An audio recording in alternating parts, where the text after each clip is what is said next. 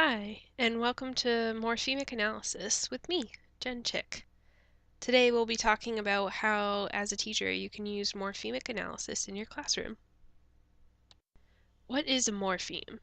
This is something you're going to have to discuss with your students so that they understand the idea behind morphemic analysis. The following are definitions that you and your students need to know. A morpheme is a minimal unit of meaning in a word. A root is the basic unit of a word. A prefix is an addition to the beginning of a root that changes meaning, and a suffix is an addition to the end of a root that changes meaning. Now that your students understand the definitions, it's really easy to get into what morphemic analysis is all about. In this slide, we have an example in the word rich, which is an adjective root. When we add on the prefix "n" to make it enrich, it becomes a verb. And then again, when we add the suffix ed, it becomes enriched, which is also a verb, but now it's in past tense. Each time the meaning changes is an indicator of a new morpheme. As shown below, the word is split up into the three sections, meaning it has three morphemes. Now, there are a couple of ways that you can help your kids split up morphemes. However, there are a couple of helpful things to go along with this. Step 1 is making sure that your students know the parts of speech. Nouns, verbs, adjectives, and adverbs will be needed in order to divide morphemes in words. In step 2, it's advised to give them words that have multiple morphemes in them, prefixes and suffixes, and a clear root that they'll understand.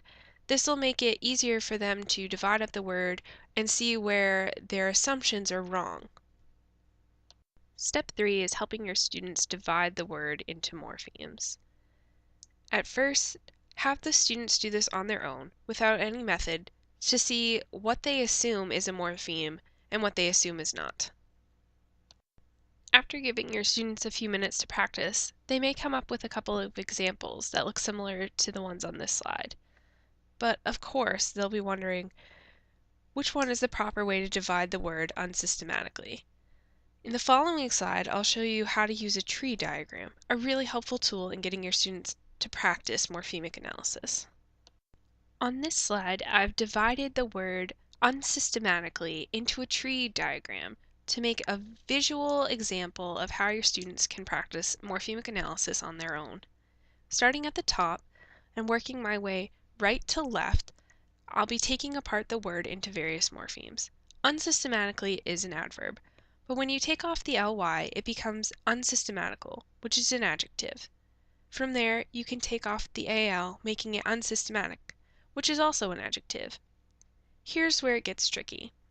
In this case, I have to take off the prefix un before I can take off anything else, because unsystem is not a word, but systematic is. From systematic, I can take it apart into system and attic, resulting in 5 branches. As you can see, each branch represents a morpheme. So off to the side, I've written 5 branches equals 5 morphemes, and then rewritten the word, broken up, so that it's very clear how this works. Even given this small example, you and your students might already begin to see the benefits of using morphemic analysis. Morphemic analysis is really useful to students because it helps them understand each part of the word, not just the overall meaning, which then leads to them learning new words by breaking them down. Like if you give them a new vocabulary word and they know the root word, it's a lot easier to figure out what the entire word means. But also knowing the prefixes and suffixes, and this is where morphemic analysis is most beneficial.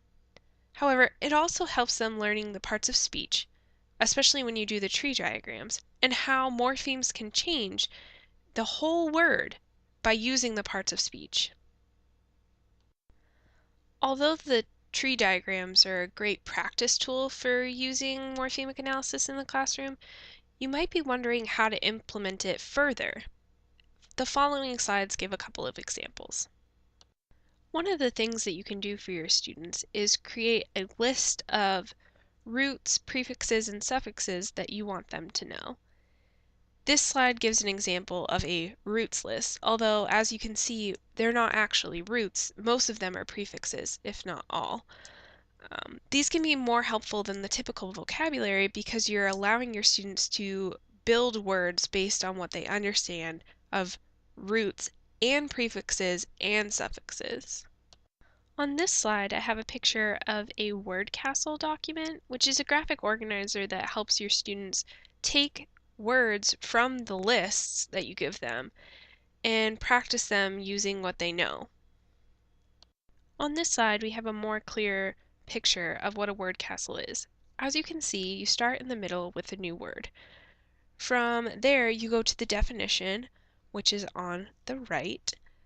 On the left, you have synonyms, homonyms, and antonyms, which can help you connect this word to other words. In the center, the biggest block, you have a picture in which you have to describe what this new word means. And then you're making a knowledge connection. This box in particular is really helpful to students because then they can extend what they're learning from vocabulary to what you're actually doing in class. Finally, a great way to implement morphemic analysis into your class is to use Quizlet, which is a website. It's very easily accessed by anyone, and you as a teacher can go in and make a word list for your students. The website gives multiple games and ways to practice, but you can also have them take the quizzes on here as a practice or as the official quiz testing their knowledge on these words. I hope you've enjoyed this brief explanation of how to use morphemic analysis in your classroom. Thank you for watching.